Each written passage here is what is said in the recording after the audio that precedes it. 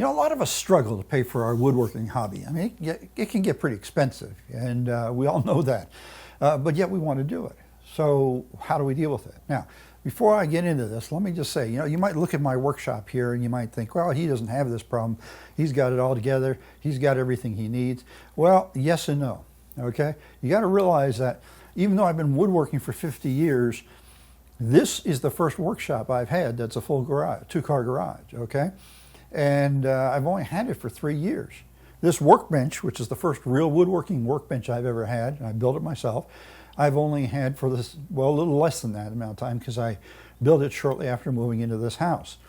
So I haven't always had this. I've had a lot of really little workshops working in a corner. The smallest I think I ever had was when I was on the road in a motorhome, living in a motorhome, and all I had is one little cupboard to keep my tools, okay? Yet I've done woodworking all these years.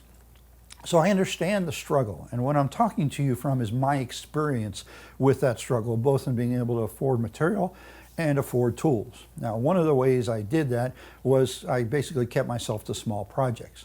You know, the bigger the project, the more wood, the more expensive, right?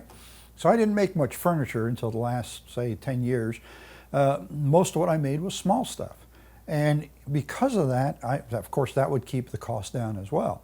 I also didn't use a lot of, you know, hardwoods, especially not exotic hardwoods. I don't think I ever used any exotic hardwoods, although I did use a few domestic hardwoods. I just couldn't afford them. All right, so I've been there, okay? Well, what I want to share with you is some ideas that I've seen and that have worked for me and have worked for others through the years that come out of my experience in being a woodworker who couldn't afford his woodworking, all right? Don't think that just because I've got all this in this shop right now, that's always been that way. You know, this bandsaw, I've only had it for a couple of years, and the only reason I've got it is because my wife gave it to me. And there's a few other tools around here I could point to that are like that too. The drill press here I had to buy for a work project, and that's how I ended up with the drill press. So, you know, it's not always just the way it seems. Now, on the other hand, I don't have a lot of the really expensive tools that you see on some YouTube channels where guys have got $1,500 table saws and band saws that they're working with. I still can't afford them. So what we've got is what we've got. So I want to talk about two basic areas. I want to talk about the cost of materials, in other words, wood, and I want to talk about the cost of tools. And I want to give you some ideas and ways that you can save money and you can get more mileage out of your money or out of let's just call it your woodworking budget. So let's start off by talking about wood. You know, it only takes one trip to the lumberyard to realize how expensive wood actually is. A couple of years ago here, we saw wood just skyrocket in price and it peaked out. And yeah, it's come back down some since then, but it hasn't gotten back down to the level it was before it climbed, okay? Wood can be very expensive, and especially if you're talking hardwoods. But even just buying, you know, 1x, regular dimensional lumber can get expensive. Plywood is expensive. These are the things most of us work with. All right, so how do we save money on wood? Well, the first trick I learned, and I learned it years and years ago, is build small projects. You know, most of the projects I've built through most of the years have been small. Now, you can still make those projects challenging and interesting by just making them more intricate. You know, a jewelry box doesn't have to be big, but it can be pretty darn intricate. So that's one thing. But that's really not what I want to talk about. I want to talk about how to get our hands on the wood for less cost. All right, so here's a few ideas I've come up with. The first one is reclaimed wood. Now, reclaimed wood maybe is and maybe isn't what you think it is, okay? Back in about the time I was a teenager, the whole idea of barn wood became really popular, you know, and people were literally tearing down old barns just to get the wood. And there were companies that would tear down old barns that farmers had, or maybe their dads or granddads even had, and rebuild the barns for them just to get the wood so I could sell the wood. That was literally happening, okay? Well, I don't know that that is still happening today, and it's probably harder and harder to find barns you can do that with, but that doesn't mean you can't find reclaimed wood. Probably the most common source of reclaimed wood, and you hear people talk about this all the time, are wood pallets. Now, wood pallets can give you some pretty good material, especially if you get like the quality wood panels, you know, the oak pallets. They're a little harder to find, but when people are shipping really heavy stuff and it's palletized, they need that heavier duty material instead of something like pine. So you can find them. Now, here's the secret, okay? Where do you get these things? Well, don't go to the big stores. Okay? If you go to someplace like Walmart or Home Depot looking for pallets, yeah, they probably have stacks of pallets there, but they probably reuse their pallets. And so that's not going to work out too well. I mean, they would consider it stealing. They'd call the police on you. And some of those places will actually color code their pallets, painting them so that they can identify it as theirs. So if they catch anyone with a load of pallets in their truck, or the police catch anyone with a load of pallets in their truck, there's evidence that it is stolen, okay? Slightly smaller companies may get a lot of pallets as well, but because they get enough pallets, those pallets may be sold to a pallet recycling company that buys old pallets and then sells them to other companies to reuse, okay? So that may not be good enough. So where do you go? You go to the small companies. You know, if you've seen, I'm sure you've seen, like it's almost like a strip mall, these little strips of mini warehouse office combinations, and they're for small businesses. And they're all over the place. Maybe not in obvious places, but any decent sized city is going to have a bunch of these. Go back behind those and you can probably find a couple pallets sitting behind many of those places. Now, the reason those pallets are sitting there is they've already got as many pallets as they need for inside, for whatever they might be using them for storing their stuff, and these are leftovers. Well, they don't have enough pallets to interest one of those pallet recycling companies. They don't have enough pallets to make an agreement with their suppliers where they're recycling them and they're getting a rebate on the pallets from the suppliers. So they just sit there until somebody comes along and says, hey, can I have those pallets? And they're usually very willing to let you have their pallets for free. So that's a great source for pallets. Now, you may have to do a little looking because you're not the only one out there looking for those pallets, okay? I'm sure there's other people as well. But okay, keep your eyes open. You know, I'm not saying you necessarily have to spend a day searching for those places, but keep your eyes open as in your daily rounds for places that are likely to have pallets, and then keep an eye on those places and see when you can pick one or two, all right? A lot can be done with pallets. You see projects all the time where people make stuff out of pallets. And one of the cool things about pallets is because the wood varies, you end up with a variation in color. And I've seen some beautiful things done where they've covered walls with strips of pallet wood and you get the different colors. And I've seen the same thing for tabletops. So pallet wood can be a great material to work with. The second place I would look for reclaimed wood is cedar fencing. Now, you know, cedar privacy fences around people's backyards only last so long. Eventually that wood goes bad. It just gets too weathered and they end up having to replace it. So keep your eyes open for those, and if you see somebody that's tearing down a fence, stop in, chat with them for a minute and ask them if you can have some of their pickets. They'll probably be glad to let you have them. And you can get a lot of wood that way. Now cedar pickets are a great material for some things. They're not real strong. First of all, they're pretty thin. They're not even 3/4 of an inch thick. They're rough sawn lumber, and they're weathered, okay? So you might have, say, a 1/2 to 5/8 inch thick picket, and they'll be 4 to 6 inches wide, depending on who made them.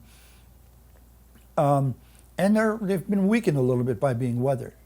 So, okay, you don't want to make anything structural out of that, but you can do a lot of things that are decorative out of that. You know, I love making picture frames out of them because I like the look that the rough wood gives with, say, a landscape photo or something like that, or even some sort of a printout that's got some text of some sort on it, and I'll make picture frames out of it. And I also make other decorative type items for our home.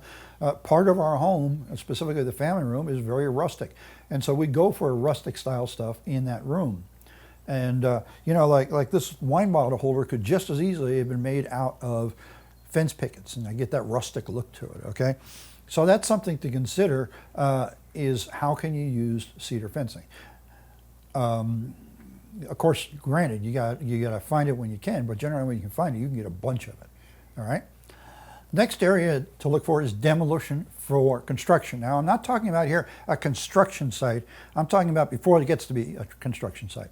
Maybe they're going to build a mall, or maybe they're going to build a school, a new housing development, and there's an old building there, and they got to tear it down. Okay, well, some of those old buildings, you know, they look like sheds more than anything else, have some great weathered wood in them, great wood that can be reclaimed. And if you catch it before they tear it down, or even as they're tearing it down, you can grab yourself some boards. I was able to get a while back a bunch of 1x12s, just beautifully weathered 1x12s, that had been on a shed on a piece of property owned by a co-worker of my wife. He built himself a new barn, and he moved the stuff from that shed into the barn, and then he was going to tear that down. So I went over and helped him, and I got a couple dozen 1x12s, about 12 feet long. They were just beautifully weathered wood. Now, one of the things I want to say about this weathered wood, now this especially applies to the cedar fencing, but it applies also to this stuff that I'm calling barn wood, okay, like the wood from those sheds. And that is, you need to clean it before you use it. Now, how do you clean it? Well, I like to use a wire brush. Really what you're trying to get rid of there is the dirt, because dirt will have stuck to it, and that dirt is abrasive and it'll dull your tools, okay? You don't want to run it through your planer or through your table saw and have all that dirt or mess up your blades. So just take a wire brush and go over it. Sometimes I'll use just a handheld wire brush, and sometimes I'll use a wire brush that's mounted into a drill, you know, one of those round ones. Clean that off. Doesn't really affect the look of the wood much, although it might lighten it up just a bit. And then it's a whole lot better for your tools and a whole lot better to work with. Okay?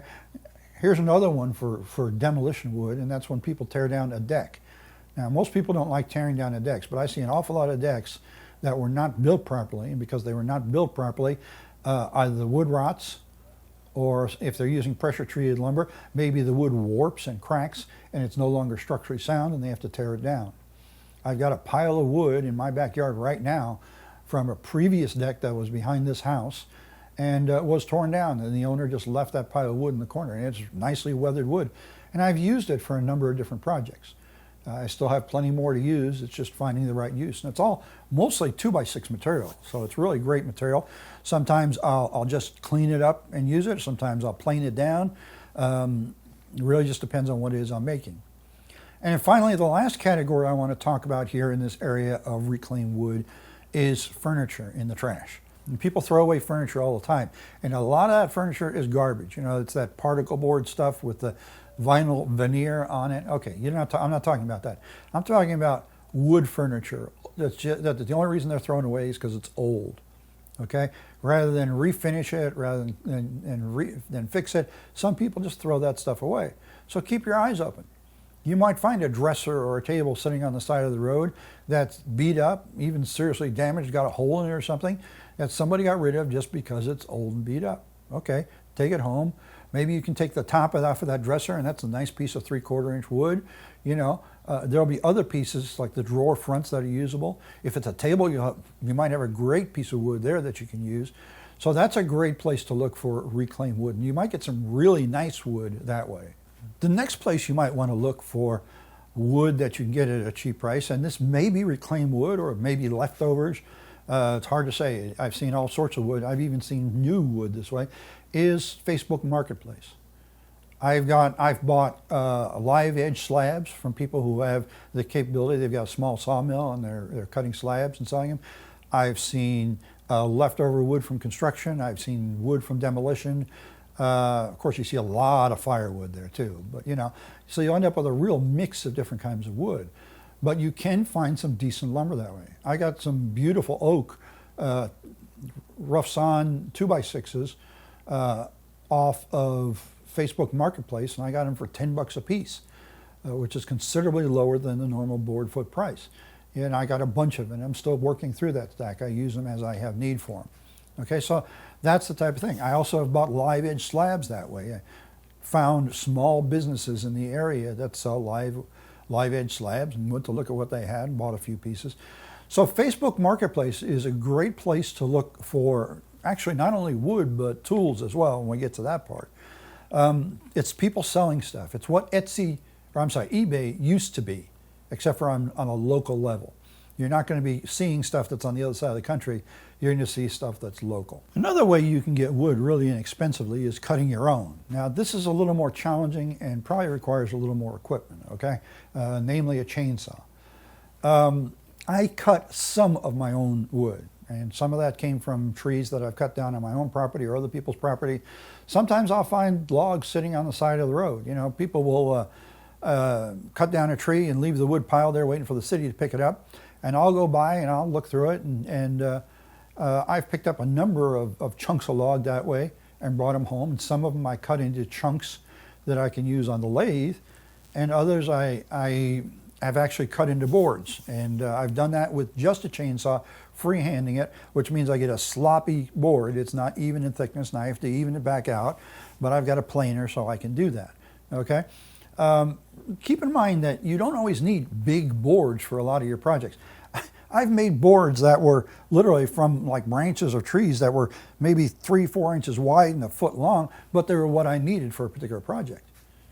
So it doesn't have to be big. You know, it really depends on what you can find and is available to you. You know, you might have friends, neighbors that are cutting down trees. You might have a storm come through the area that knocks down trees or knocks limbs off of trees, and people need that cut up and removed. Be a good neighbor. Go around the neighborhood and take your truck, assuming you've got a truck, and or your SUV and your chainsaw, and say, hey, I'll cut that tree up for you if you'll let me take some of the wood. And they'll say, hey, take it all. They may even pay you for it. You know, how's that for a deal? Instead of having to pay for your lumber, you get it for free. Now, it is more work. I'll give it that, okay?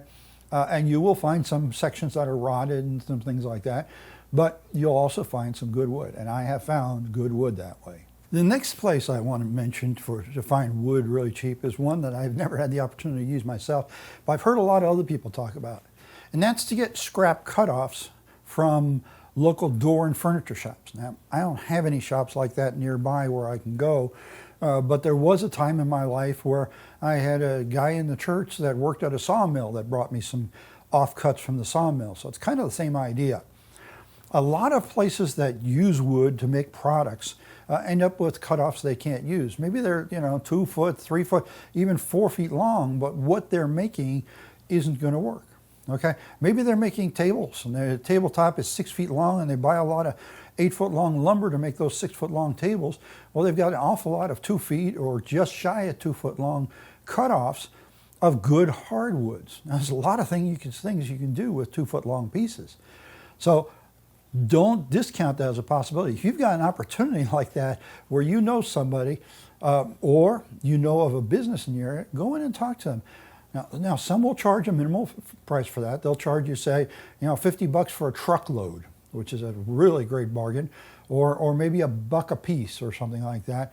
But I'll guarantee you, whatever it is they're charging, it's not going to be anywhere near what that wood is actually worth. Speaking of finding wood at a discount, don't forget Home Depot. Now, every single Home Depot store has somewhere back in the corner of the lumber section, they'll have a bargain bin. And that's either pieces that are cutoffs, like, for example, architectural trim is sometimes cut off. People will need 10 feet and they got a 16-foot board and they'll cut off 6 feet and buy the 10 feet they need. Well, the 6 feet isn't long enough for them to sell to anybody else, so it goes in the scrap bin. It goes in the bargain bin.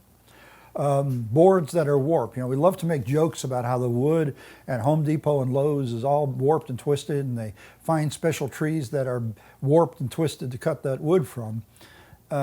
Basically, it happens just because of the drying process and the internal stresses in the wood.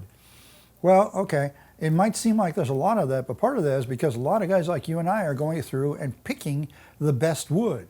And then the rest of it sits there, and eventually a Home Depot employee will take a bunch of those coals and put them back there in the scrap bin or the bargain bin, where you can get it for as much as 75% off. Now, that may not be perfect wood. It may have defects. It may be warped. It might be twisted. It might be cupped. It might be bent. Who knows? But keep in mind that a lot of the projects we do are made from a lot of small pieces.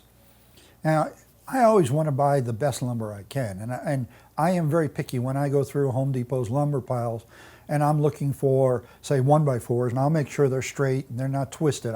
I hate twist, okay? But sometimes it doesn't matter. If I'm taking that 8-foot 1x4 and I'm cutting into 12-inch pieces, there's not going to be enough twist there probably to matter. And what little bit there is, I can straighten out as I'm connecting the wood together. So, okay, maybe you can't find uses where you can use that whole 8-foot piece because it's twisted, but you can find uses where you can use little pieces of it. So it's worth it, okay? And while we're talking about Home Depot, I want to mention one thing that is really not wood, but you may find useful things, especially along the lines of hardware, that will be useful for your projects, and that is closeouts. Now, Home Depot has a system where for closing out inventory, okay? And if you look at a item on the shelf and it's got a yellow tag, it's probably on closeout, all right? And it'll have a sale price. And if the price ends in a 6, that means it's 6 weeks away from being discontinued merchandise. And then 3 weeks later, they change that, and the price will have a lower price and in a 3. And that means there's 3 weeks left before that's discontinued merchandise. And then at the end of that 3 weeks, they drop it to a penny. And you can sometimes buy things at Home Depot for a penny. One time I bought a bunch of aluminum extrusion for a penny. I went in for one piece, found out it was a penny, went back and bought them out at a penny a piece. Why not? I'll use it eventually. So keep your eyes open for closeout deals at Home Depot as you're just doing your normal shopping there, because it is a way to save, maybe not so much on lumber, but on other things you need as well. Okay, so we've talked about ways to save money on lumber, on the wood that we use in our projects. Now let me talk about the ways that we can save money on tools. Now you and I both know tools can get really expensive, okay? And there's good tools and there's not so good tools. So there's expensive tools and less costly tools, okay? I really don't want to call them cheap tools, because there's this idea in our society today, if something's cheap, it's junk. Well, that's not necessarily true. Personally, I'm a big fan of Ryobi's tools, especially for new woodworkers, because you get a lot of value for your money. They're good quality tools, not professional grade, mind you, but they're good quality tools at a reasonable price, okay? I recommend to new woodworkers, buy Ryobi. Don't go buy DeWalt or Milwaukee or Makita. Those are the top brands for professionals, but you're not a professional. You don't need that top brand, okay? So, yeah, we can save money by buying lower cost tools, but that's just the tip of the iceberg. Let's talk about some ideas of how we can get our tools for less money. We got to realize that we are faced with a glut of tools today. Many tools which did not even exist a generation ago, okay? People are always inventing new tools or finding new ways to modify tools or adapt tools or expand on the products that are available. Some are great. Some are absolutely wonderful, and some of them are gimmicks. And sometimes it's hard to tell the difference between the two. And that's one of the things we need to be able to do, is determine, is this a tool that's really going to do me good? Is it going to really help me with my woodworking, or is it just something that's going to help them get the money out of my pocket into their pocket? And one of the ways you can tell that is by advertising, okay? You know, if you find it advertised on Facebook, chances are you probably don't need it. Also, chances are you might find it elsewhere for a lower price if you really think you do need it. So keep that in mind. There's a lot of these new tools they come out with are to do a particular job, just one particular job, making that job easier. Okay, the question then is, how much are you doing that job? If you're not doing that job very often, then maybe you don't need the tool. Okay, I just recently bought this little jig, and this is for making your own dowel rods. Now, most people don't need to make their own dowel rods, all right? But I make furniture, and I love using dowels to put it together, and I've gotten tired of cheap dowels that don't last or that break. I also like to be able to use contrasting colors as part of the design. Let the end of the dowel show at the surface and use a contrasting color. So I bought this, okay? That doesn't mean you need one. It really depends on the type of woodwork you do and the type of designs you're trying to do in your woodworking. There's a lot of things that are only, and that's all that does. There's nothing else I can use it for. I can make dowels with it. So if you don't need to make your own dowels, obviously you don't need one of those. But some people will try and tell you you do. Some people advertise to you as saying, this is the one tool that's going to make a big difference in your woodworking. Probably not. Okay? Watch out for those ads. Now, let me talk about a tool that is a new tool that they've come out with, a relatively new tool that really does make a difference, and that's the impact driver. Now, we've all seen mechanics work with, impact drivers or impact wrenches to put on and off nuts and bolts, and it works great for them. Well, now they've got impact drivers that are for us as woodworkers that are the same size as a cordless drill driver, but the difference between them and a cordless drill driver is that they have that hammering impact sort of an action. Why is that important? Well, when it gets hard to get that screw to go into the wood, that takes over. and that makes it possible to drive it in. It's a very useful tool. I have one. I use it probably just as much as I use my cordless drill, if not more. Now, that doesn't mean you have to have one. You know, I used a cordless drill driver for maybe 3 decades before I bought that cordless impact driver. Okay, you know, how much of it are you going to use? How much woodworking do you do? Is that a good investment for your woodworking? And just because it is for mine doesn't mean it is for yours.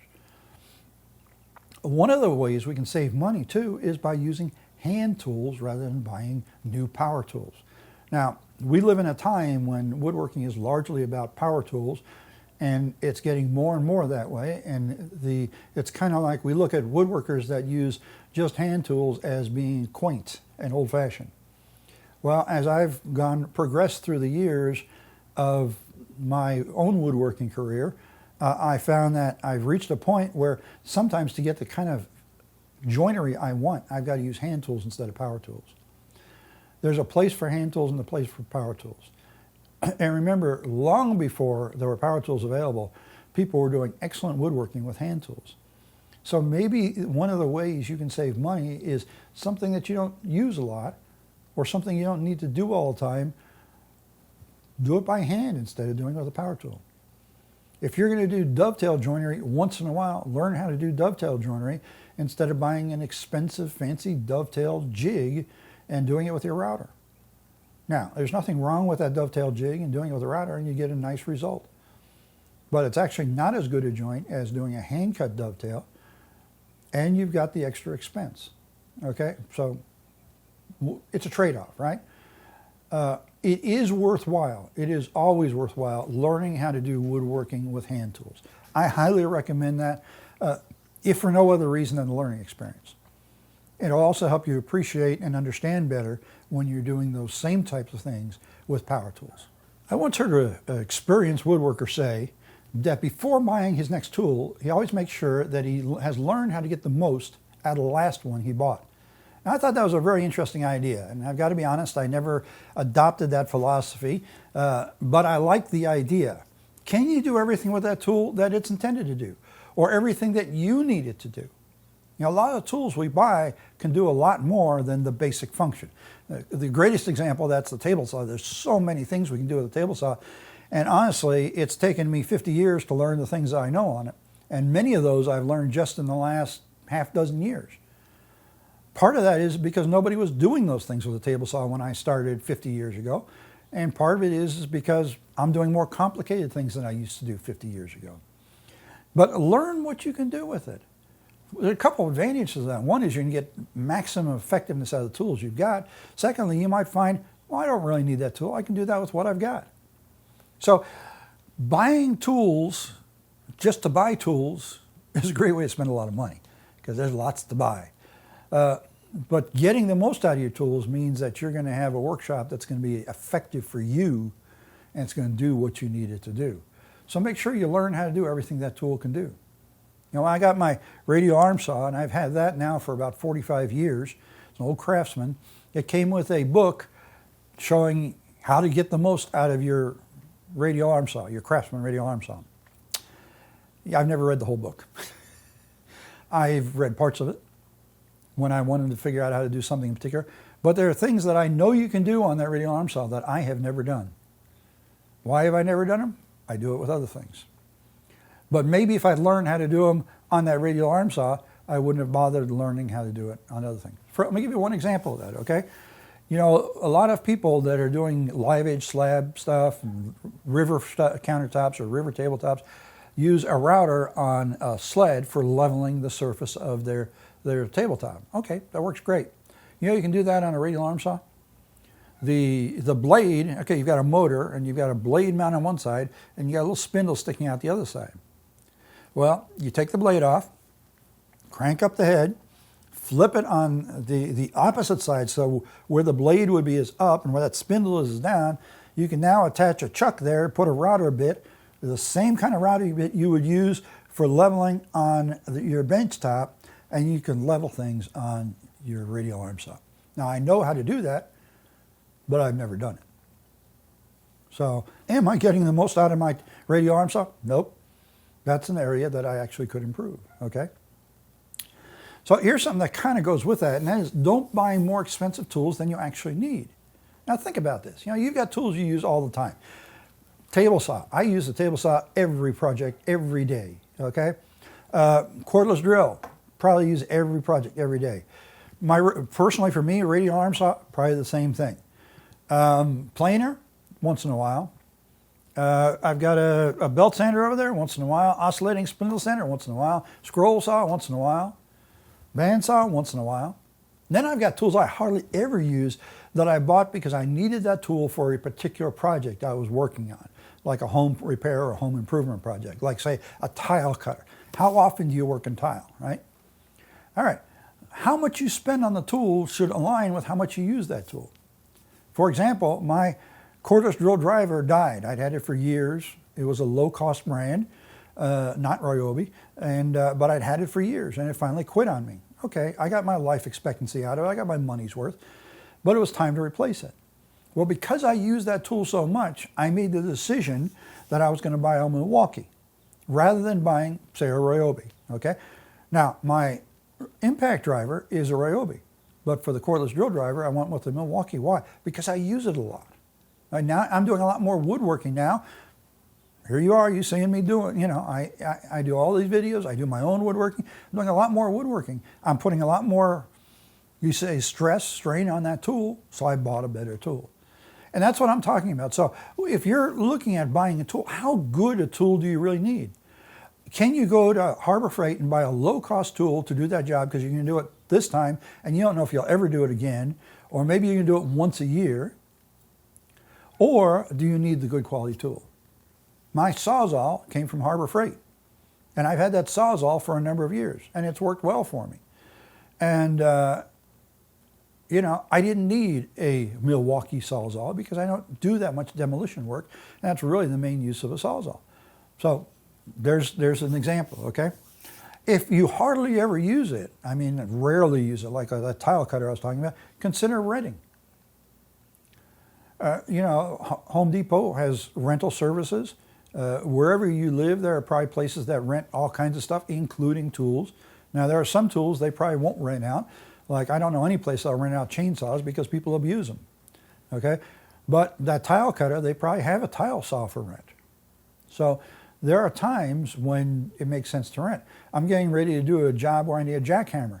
Well, it sure doesn't make much sense to me to buy a jackhammer that I'll use once. No, I'll go over to Home Depot and rent myself a jackhammer, okay? So there are times when renting is the way to go, and it'll save you on your tool budget. Used tools. This is probably one of the best areas to save money on tools, especially the larger tools. I see old, used Craftsman table saws on Facebook Marketplace all the time, selling for $50 to $100. Now that's the saw that I learned to work on. That's the saw my dad had, and that's how I learned woodworking, was on that table saw. Decent table saw. Nice cast iron table, quality, okay? They last like forever. I see radial arm saws, Craftsman radial arm saws, similar to mine, also on Facebook Marketplace. So buying used tools can make a lot of sense. Now, if you're gonna buy used tools, you gotta make sure that you're not getting a piece of junk. One of the things you really wanna watch out for is to make sure the saw is, or whatever you're buying, is complete. If you're buying a table saw and it doesn't have a fence, well, can you find a fence somewhere, or are you going to have a table saw without a fence? A table saw without a fence isn't all that useful, okay? The second thing you need to check for is bearings. Now, almost all power tools have bearings somewhere. You know, like this bandsaw here, okay? Oh, wrong thing. There's a wheel here and one below. There's a bearing right there. Open it up, loosen the tension, and try and wobble that. If it wobbles, the bearing's shot. Okay, that doesn't mean you don't buy it. That means you just don't offer very much money for it because you're going to have to replace the bearing.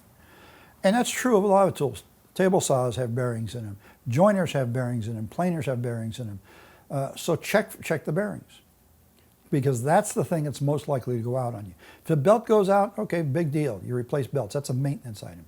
But when we start talking about bearings and we're buying used tools, that's something to be concerned about. Again, that doesn't mean you can't buy it. It doesn't mean you shouldn't buy it. It means you should buy it with the idea that you're going to refurbish that tool and you're going to put some time and effort into it.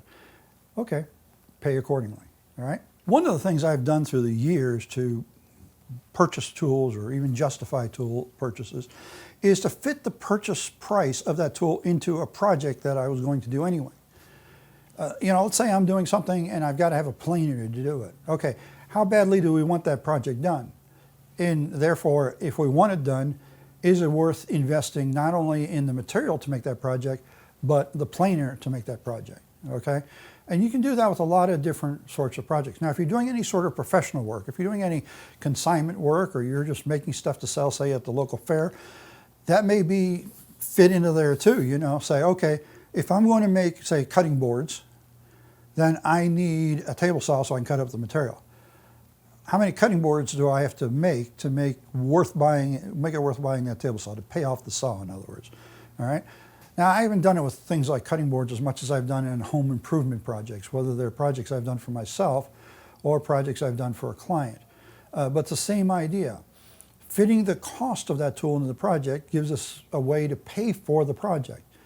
If I buy a left-handed widget to make a project, and I had to have that left-handed widget, and I make the project, and we're satisfied with it, and we're satisfied with what it costs, then I've paid for that widget. And everything I do from then on using my left-handed widget is just a freebie. And so fitting it into a project budget can be a way of justifying the cost of the project, especially a remodeling type project.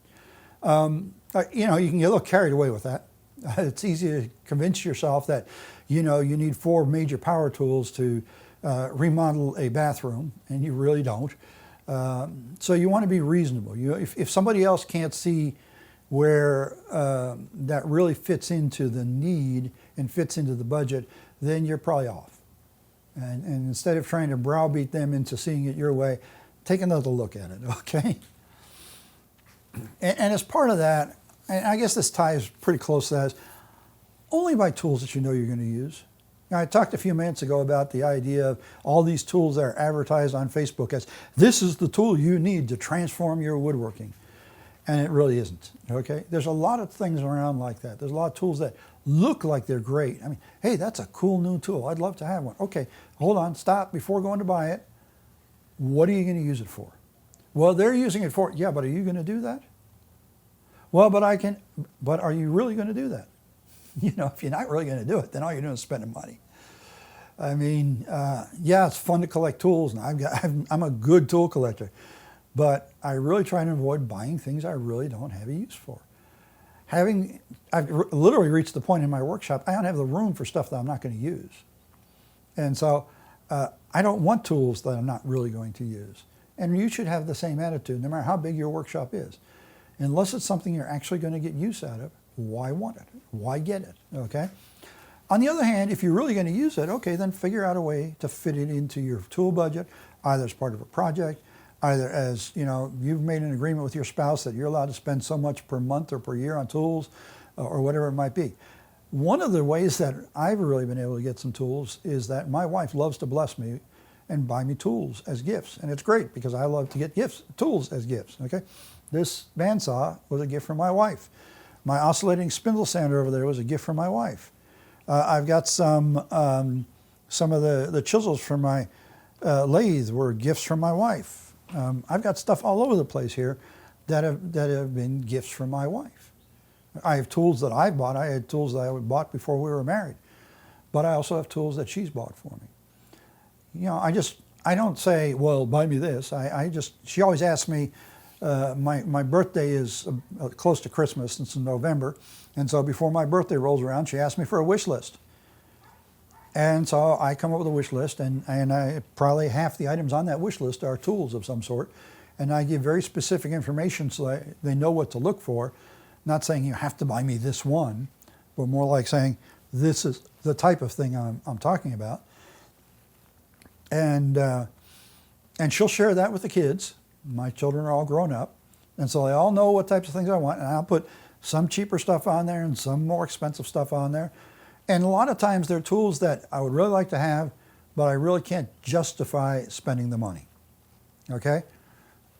And I've gotten a bunch of tools that way. You know, like I said, this bandsaw, oscillating spindle sander, other tools around here that my wife has bought me or one of my kids has bought me because it was on my wish list. And so that way I'm not getting a tie that I'm not going to wear or a bottle of bourbon that I'm probably not going to drink or whatever. I'm getting something that I'm going to make use of, I'm going to enjoy making use of, and my family's going to end up being blessed too because I make a lot of things for my family. So, did I cover everything possible? No, I'm sure you can come up with some ways on your own as you get into more and more woodworking, and you can say, oh, I can save money here. I think for any of us to get the most out of our woodworking hobby, we need to do that because there's always going to be more than we want or more than we want to do than what our budget allows. Now, if your budget doesn't have any restrictions on there, hey, more power to you. But if you're like the rest of us, find ways to save money, and it will really end up making your woodworking hobby a little more enjoyable.